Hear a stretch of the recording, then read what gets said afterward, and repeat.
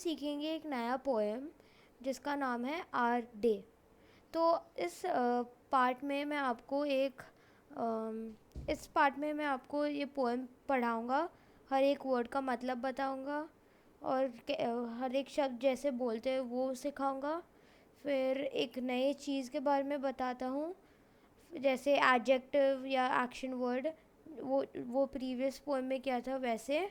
और तीसरा चीज़ जो हम करेंगे, एक छोटा सा क्विज़ लेंगे ताकि मुझे पता है आपको कितना पता चलता है इस लेसन के बाद। तो पहले ही ये लेसन शुरू करते हैं पूरा पोएम पढ़ के। तो शुरू करते हैं। Hello, it is morning, here comes the sun. It rises in the east. The birds start singing. Our day begins now. The sun gives us light and heat. The sun sets in the west. It is evening. Now the moon and the stars come out. Birds go back to their nests. People go back home. They have dinner and go to bed. तो अभी मैंने इस poem को पढ़ा, तो आप मेरे साथ ये पूरा पढ़ोगे। हम दोनों एक साथ पढ़ते हैं। Hello, it is morning, here comes the sun. It rises in the east. The birds start singing. Our day begins now. The sun gives us light and heat. The sun sets in the west. It is evening. Now the moon and the stars come out. The birds go back to their nests. People go back home. They have dinner and go to bed. तो अभी मैं आपको इस poem का मतलब बताता हूँ, हर एक शब्द का मतलब बताता हूँ। तो पहले पेज से शुरू करते हैं। Hello, it is morning. Hello, it is morning, इसका मतलब होता है मतलब ये हेलो होता है एक ग्रीटिंग, मतलब सबको हेलो बोल रहा है। और इट इज़ मॉर्निंग का मतलब होता है सुबह हो गई है, जैसे अभी रात है। तो इट इज़ मॉर्निंग का मतलब है सुबह। Here comes the sun, here comes the sun का मतलब है बाहर जब सूरज बाहर आता है। It rises in the east, it rises in the east का मतलब होता है कि सूरज ईस्ट साइड से निकलता है। तो ईस्ट साइड का मतलब होता है ये कंपास है। एक सेकेंड, मैं कंपास ड्रॉ करता हूँ। ये कंपास है, ये होता है नॉर्थ।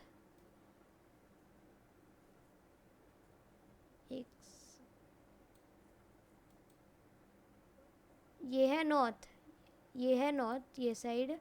फिर ये साइड होता है ईस्ट, ये साइड होता है साउथ, और ये होता है वेस्ट। तो ये लाइन का मतलब है कि सूरज ये साइड से बाहर आता है। द बर्ड्स स्टार्ट सिंगिंग, इसका मतलब होता है जब सूरज बाहर आता है, सारे चिड़िया और सब कुछ गाना शुरू हो जाता है। आवर डे बिगिंस नाउ, मतलब आपका जब सूरज बाहर आता है आपका दिन शुरू होता है। The sun gives us light and heat, the sun मतलब सूरज आपको लाइट देता है और आपको हीट देता है। हीट का मतलब होता है कुछ गरम। The sun sets in the west, तो आपको पता है कि सन बाहर आता है ईस्ट साइड से, तो ये लाइन का मतलब है sun sets in the west. तो मतलब सन यहाँ से सेट होता है, मतलब सन यहाँ से नीचे जाता है, यहाँ से ऊपर आता है ऐसे, और फिर यहाँ से नीचे जाता है यहाँ से। तो अब second poem, I mean second page. It is evening, मतलब सन वापस नीचे चला गया और अभी चांद ऊपर आ गया। Now the moon and stars come out. तो मतलब ये क्या कहते हैं, चांद और सारे स्टार्स बाहर आते हैं। सारे चिड़िया अपने घोंसले में चले जाते हैं। ये लाइन का मतलब होता है, ये लाइन का जो मैंने अभी लाइन अंडरलाइन किया है उसका मतलब है सारे चिड़िया घोंसले में जाते हैं। फिर सारे आदमी और हम जैसे आदमी घर चले जाते हैं और फिर डिनर करते हैं और सोने चले जाते हैं। तो इस पोएम का ये मतलब है, मतलब ये किसी डेली रूटीन है। मतलब ये पोएम बता रही है कि एक आम आदमी अपने ज़िंदगी में क्या क्या करता है। एक सेकंड।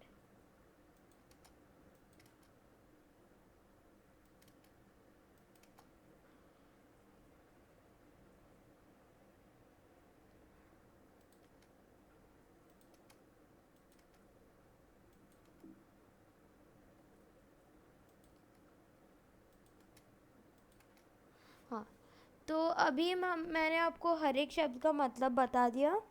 तो अभी मैं आपको एक नया चीज़ बताऊंगा। जैसे प्रीवियस, इसके पहले वाले पोएम में मैंने आपको सिखाया राइमिंग वर्ड्स और एक्शन वर्ड्स। तो अभी इस पोएम में हम सीखेंगे, फैक्चुअल सेंटेंसेस। फैक्चुअल सेंटेंसेस का मतलब है जो आप सेंटेंसेस जो असली होते हैं और आप चेंज कभी नहीं कर सकते। जैसे यहाँ it's rises in the east, मतलब सूरज ईस्ट साइड से बाहर, मतलब सूरज ये साइड से बाहर आता है। एक सेकेंड, मतलब फैक्ट्स का मतलब है कि सूरज कभी ये साइड से बाहर नहीं आता, हर बार ये साइड से ही बाहर आना होता है। जैसे जब आप बस में बैठते हो, बस स्टॉप पे रुकती है ना, बस ऐसे नहीं, ये दैट्स अ फैक्ट कि बस हर बार बस स्टॉप पे ही रुकती है। बस कोई एयरपोर्ट या रेलवे स्टेशन जाके नहीं रुकती, या हाँ, रेलवे स्टेशन जाके नहीं रुकती, सिर्फ बस स्टॉप पे रुकती है। तो वो फैक्ट होता है। एक और फैक्ट बताऊँ इस पोएम में, तो the sun gives us light and heat. सूरज कभी कुछ, मतलब चांद के जैसा सूरज लाइट देता है। ऐसा कभी हो सकता है कि सूरज हमें लाइट देता ही नहीं है, तो सब जगह अंधेरा होता है? ऐसा कभी हुआ ही नहीं है ना, तो और हो ही नहीं सकता। वो भी एक फैक्ट है, ये एक फैक्ट है। The sun gives us light and heat, और ये भी फैक्ट है।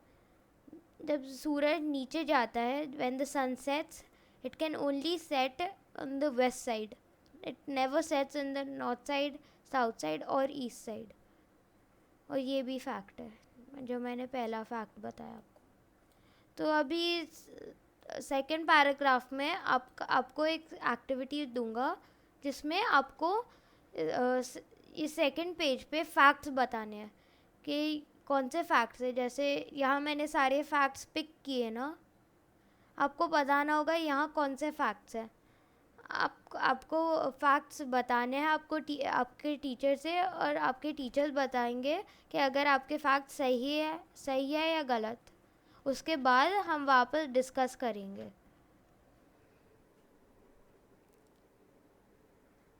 चलो, जब आपके फैक्ट्स हो गए तो मैं अभी आंसर बताना शुरू करता हूँ। तो पहला फैक्ट जो मुझे याद मतलब दिखा पोएम में, वो है birds go back to their nests. तो ये फैक्ट हो गया ना, birds go back to their nests, मतलब चिड़िया हर बार अपने घोंसले में जाके ही बैठते हैं ना, किसी अच्छे से बिल्डिंग में जाके थोड़ी बैठते हैं। चिड़िया हर बार अपने घोंसले में जाके बैठते हैं। जैसे आदमी लोग ये भी हर बार आदमी घर में बैठते हैं, रहते हैं, और चिड़िया घोंसले में। ऐसा कभी हुआ है कि कोई आदमी घोंसले में जाके रहता है? नहीं ना। तो ये फैक्ट है कि ये सारे आदमी हर बार यहाँ ही रह सकते हैं। They have dinner and go to bed. तो ये सारे सो ये लाइन और ये पूरा लाइन और ये लाइन, ये फैक्ट है, ठीक है। तो अभी आपको फैक्ट्स पता चल गया, तो वेरी गुड। अगर आपको थोड़ा और प्रैक्टिस चाहिए तो आप हर बार आपके टीचर से पूछ सकते हो, या फिर इस वीडियो को हर बार देख सकते हो, ताकि आपको अच्छे से याद आ जाता है। तो अभी मैं आपके साथ एक थोड़ा फन क्विज़ लूँगा। क्विज़ होता है एक छोटा सा क्वेश्चन आंसर्स। तो मैं आपसे सवाल करूँगा, आपको उत्तर देना पड़ेगा, ठीक है। एक सेकेंड।